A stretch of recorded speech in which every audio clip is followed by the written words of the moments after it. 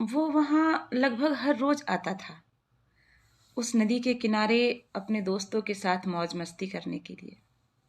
लेकिन आज वो अकेला था। वो नदी के ऊपर बने पुल पर खड़ा था। लोग बताते थे कि वो नदी काफी गहरी है, उसमें तैरना नामुमकिन है। लेकिन आज उसका इरादा कुछ वैसा ही था। नामुमकिन जिसे लोग कहते थे ना, उसके लिए भी कुछ नामुमकिन सा हो गया था। वो नदी की गहराई माप रहा था। तभी अचानक नदी के पानी में उसकी परछाई उभरी। पहले से ही थी, उसने ध्यान नहीं दिया, लेकिन उसने अचानक ध्यान दिया कि वो जो परछाई नदी के पानी में उभर रही है, वो उससे कुछ सवाल कर रही है। आज इतनी चुप्पी क्यों है? अपनी खुद की परछाई का ये सवाल सुनकर वो थोड़ा घबराया, लेकिन पानी में उभर रही उसकी परछाई ने उससे फिर वही सवाल दोहराया, इतनी चुप्पी क्यों है? तुम्हारे दोस्त कहाँ हैं? उस लड़के ने धीरे से कहा कि मुसीबत में कौन से दोस्त काम आते हैं। तब परछाई ने उससे पूछा कि तुम्हारा इरादा क्या है?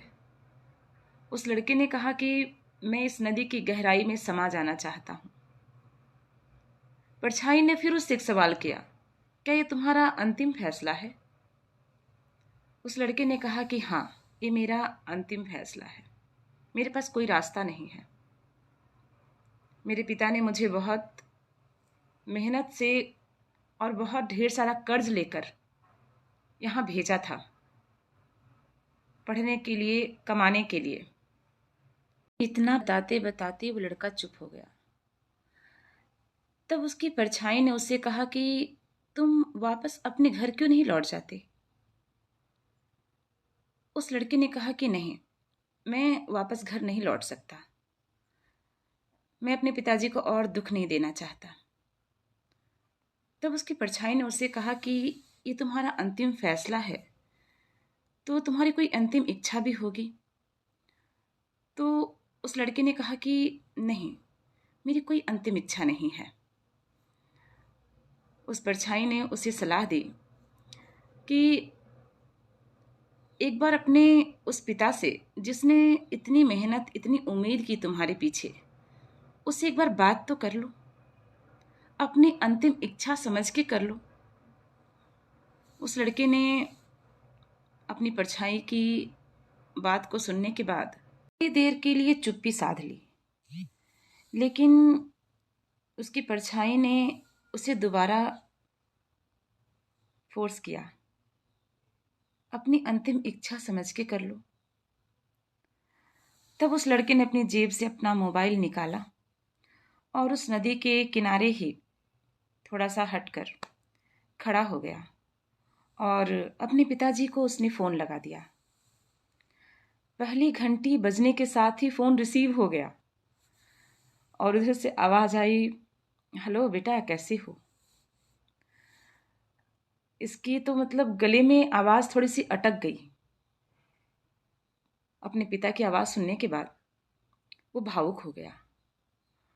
लेकिन दोबारा पिता ने उससे पूछा, कैसे हो बेटा, तुम ठीक हो?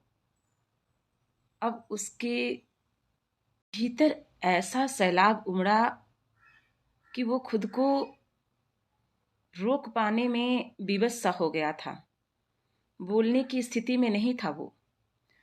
लेकिन उसके पिता ने अपनी बात को आगे बढ़ाया, कम से कम बेटा सुन तो रहा है।